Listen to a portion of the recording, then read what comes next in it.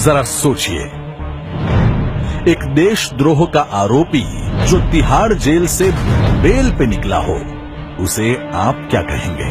देश का नायक या खलनायक? जरा सोचिए, जो गरीबी के खिलाफ तो लड़ता है केवल भाषणों से, और उन 60 साल पुराने कांग्रेस और 34 साल पुराने लेफ्ट के खिलाफ एक शब्द नहीं निकालता, जिन्होंने देश को सिवाय गरीबी और भ्रष्टाचार के कुछ नहीं दिया, और सिर्फ 2 साल पुरानी सरकार के सिर पर देश की सभी समस्याओं का टोकरा डाल देता है। तो ऐसे धर्मवीर को आप क्या कहेंगे? एंटी गरीबी या एंटी मोदी?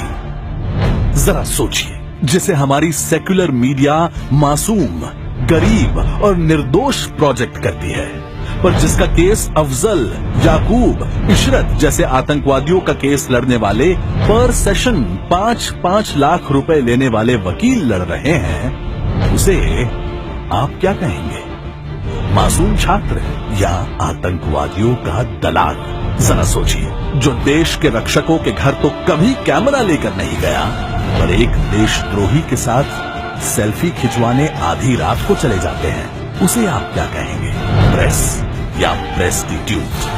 जरा सोचिए, जो भारतीय सब्सिडी पर पलता स्टूडेंट होकर आतंकवादियों की बरसी मनाने, भारत के टुकड़े करने, पाकिस्तान जिंदाबाद के नारे लगाने के लिए कश्मीर से भाड़े के नारेबाज लेकर आता है, तो उस घटना को आप क्या कहेंगे? फ्रीडम ऑफ स्पीच या फ्रीडम ऑफ डिस्ट्रॉइंग इंडिया?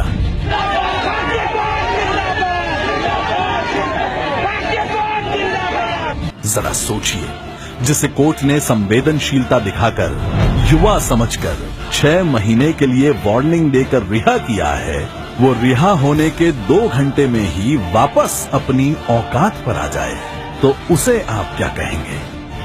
संवेदनशील या ढीठ?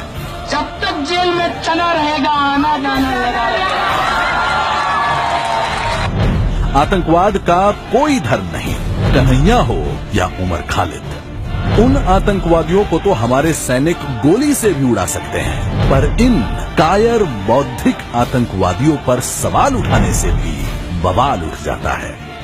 तो जरा सोचिए, इस बरखा के लाल, केजरू के प्यार और लेफ्टी के दुलारे और कांग्रेस के लल्लन ने भारत माता को गाली जेएनयू के बाहर आपके सामने दी होती, तो उसके साथ आप क्या करते?